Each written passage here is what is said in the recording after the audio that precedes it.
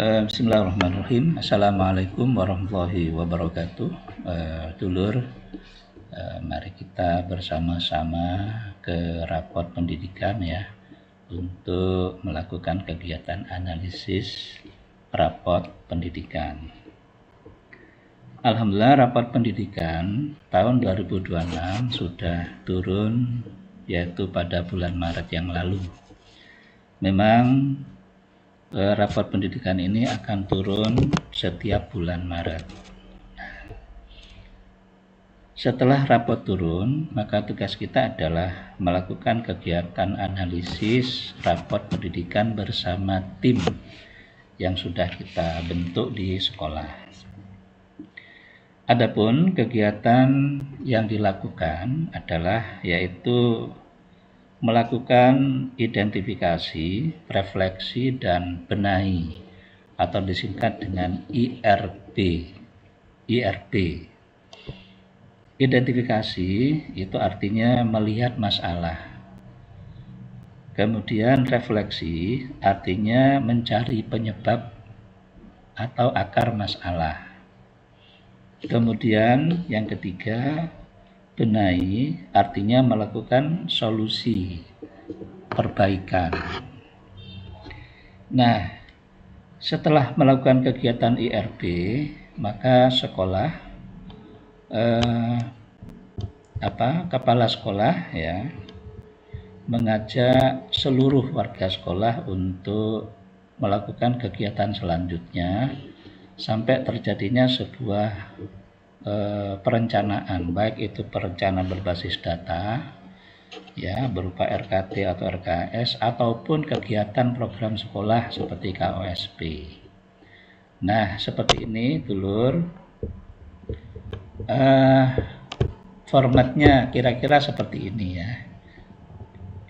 IRB identifikasi nanti masukkan ke format kolom identifikasi nanti di sini.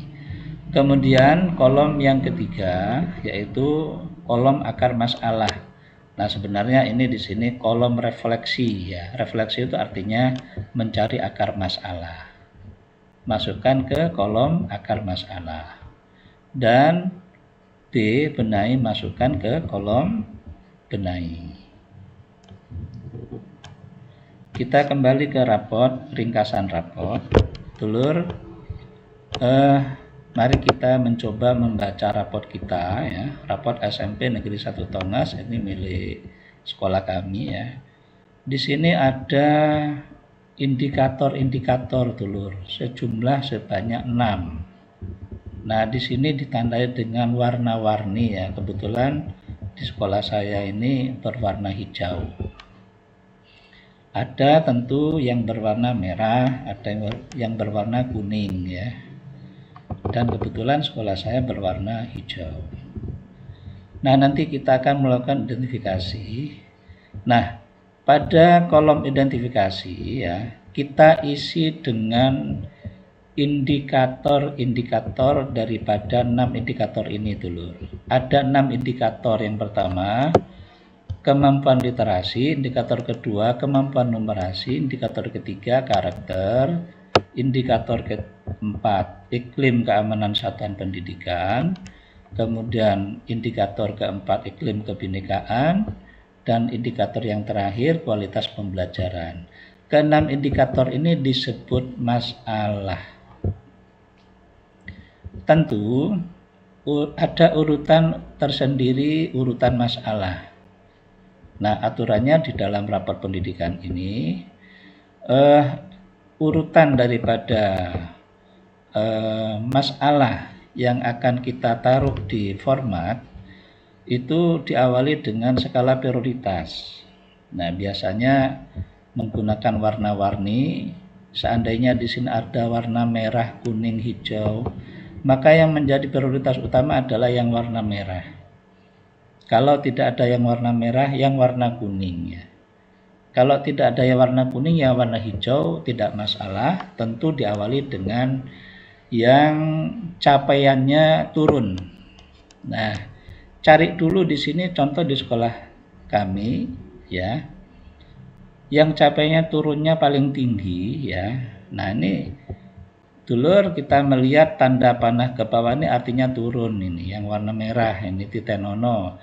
Kemudian di sini ada strip, ini tidak naik ya, tetap capaiannya. Kemudian kalau naik ke atas itu naik.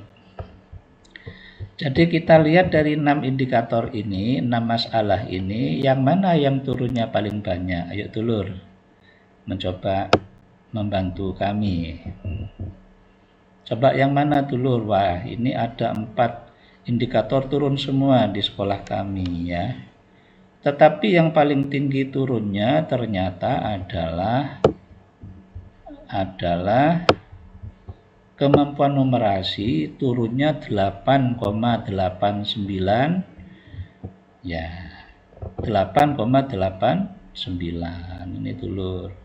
Maka inilah yang ditulis pertama di kolom identifikasi dengan cara ya di blok, kemudian di copy paste.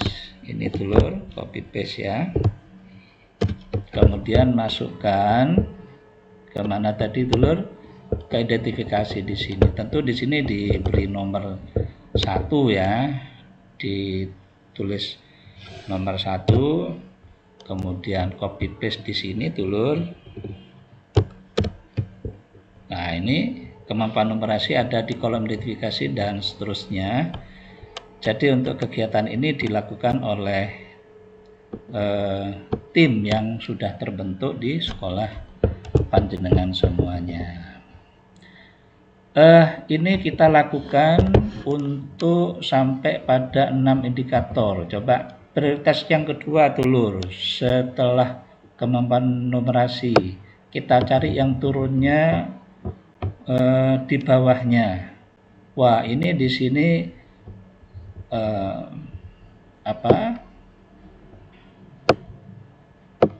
kualitas pembelajaran turunnya 2,36, iklim kebinekaan turunnya 4,04, iklim keamanan serta pendidikan turunnya 2,63.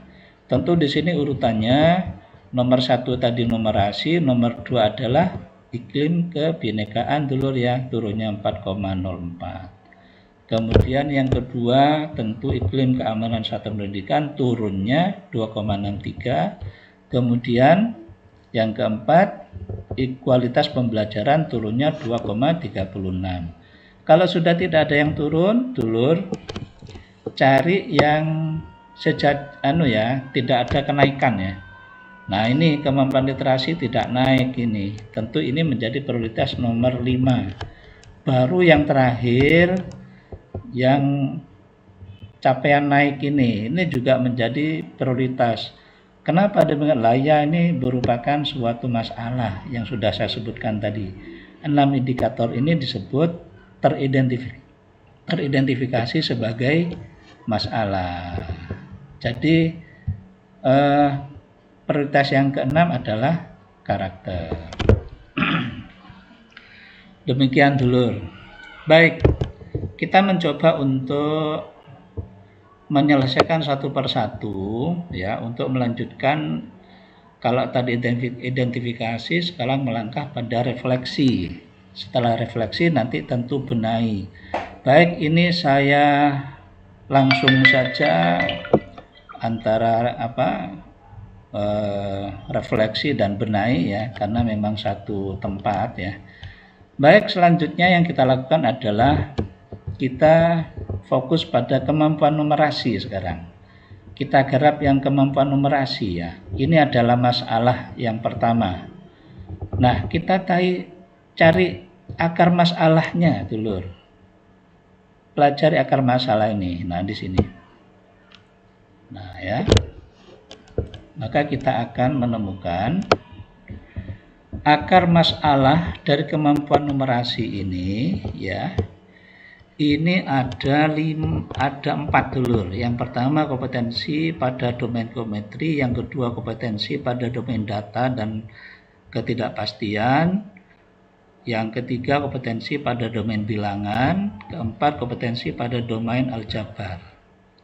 Dulur, dalam aplikasi ini hanya difasilitasi satu saja akar masalah ya. Tentu di sini kita suruh mengambil akar masalah yang nilainya kecil ya. Nah ini, jadi ini yang nilainya kecil artinya berada di urutan yang teratas. Ini ambil yang teratas saja. Yang ke 2, 3, 4 tidak perlu diambil karena fasilitas benainya tidak dicantumkan di di aplikasi ini, di platform ini. Kita pilih nomor 1 ya dulur, kompetensi ya, akar masalah dari kemampuan numerasi ini adalah apa dulur? Kompetensi pada domain geometri kita copy ya, kita copy paste ya, kita blok dulu, Ctrl C, kemudian kita ada di sini dulur, ada di sini, kita Ctrl V saja di sini ya. Ya, yang penting barangkali langsung ke benai saja ya dulur, agar cepat paham, kita cepat mengerti ya bagaimana cara menganalisis ya. Baik dulur, kita turun terus ke bawah ya.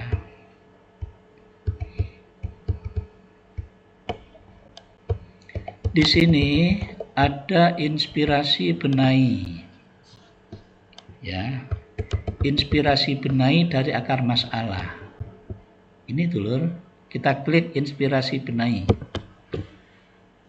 Nah,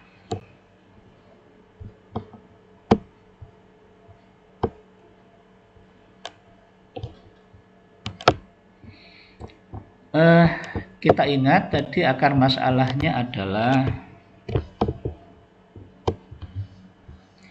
kita ingat bahwa tadi masalahnya kemampuan numerasi, kemudian akar masalahnya adalah apa dulur tadi? Apa masih ingat? Kompetensi pada domain geometri ya kan tadi akar masalahnya. Maka di sini tawaran benai dari aplikasi ini atau platform ini adalah ini dulur. Kita ambil yang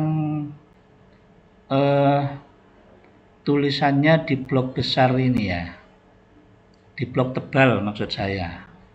Ini copy paste sampai pada ini saja, yang di blok besar ini saja. Kemudian Ctrl C ya, jadi ambil yang tebal saja dulur, kemudian kita masukkan ke kolom yang keempat ya, pada benai. Nah ini dulur. Nah baik, kita lanjutkan penjelasan implementasi kegiatan. Jadi bentuk nyata daripada kegiatan benai ini seperti apa ya, kemampuan untuk memahami geometri dan seterusnya tadi di sini juga masih difasilitasi oleh platform ini, yaitu di sini kita diberi pilihan, kita sebut inspirasi 1, inspirasi 2, kemudian inspirasi 3. Dulur, tentu tidak mudah ya kita melakukan pilihan ini. Tentu kita melihat kesiapan sekolah atau capaian sekolah ya. Kita pilih inspirasi 1, apa maksudnya? Inspirasi itu masih belajar data. Inspirasi 2 itu isinya apa? Inspirasi 2 itu artinya kita sudah paham data ya, dan data itu sudah kita pakai di kelas. Nah, kemudian yang ketiga ini kita sudah mahir data ya. Kita sudah bereksplorasi, mempermainkan data itu, yaitu kita sudah membangun program dan menggerakkan sekolah. Nah, ini semua ada pada panjenengan semua. dipilih inspirasi yang nomor berapa. Jadi saya ulangi, inspirasi 1 ini masih belajar data. Kalau kita sama sekali belum mengerti data tersebut, maka lebih baik kita pilih yang nomor 1 saja, inspirasi 1 saja. Kemudian inspirasi 2, kalau kita ternyata sudah pernah belajar data tersebut dan data itu sudah dipakai, paling tidak sudah dipakai di kelas dan di sekolah, itu intinya. Kemudian data itu sudah, kalau inspirasi 3 apa, data itu sudah familiar di sekolah, sudah dipakai di sekolah, kita sudah melangkah pada kegiatan membangun program sekolah. Nah, maka kita pakai inspirasi yang ketiga. Baik, misalnya kita pakai inspirasi kedua ya, dulur ya, kita salin saja. Nah, kita masukkan kepada format yang ke-6 ya. Nah, ini dulur. Kalau sudah sampai di sini ya, kalau IRB ini sudah selesai, maka tugas kita adalah bersama warga sekolah, tentu didampingi oleh Bapak Pengawas selaku pendamping, untuk melanjutkan kegiatan IRB ini menjadi sebuah perencanaan sekolah yang bernama PBD ya, perencanaan berbasis data. Perencanaan berbasis data itu tentu ya RKT, kemudian melangkah pada RKAS. Diharapkan RKAS ini berbasis data sekolah, data rapot pendidikan ya, yang real di sekolah. Kemudian kalau sudah bisa melangkah pada perencanaan sekolah yang lain, misalnya untuk mutu sekolah, untuk kegiatan kurikulum satuan pendidikan dan seterusnya. Tentu untuk selanjutnya ini kegiatan bersama dengan warga sekolah didampingi oleh Bapak Pengawas, yaitu warga sekolah, kepala sekolah, komite, bahkan stakeholder yang lain, kemudian pendamping yaitu Bapak Kepala Sekolah.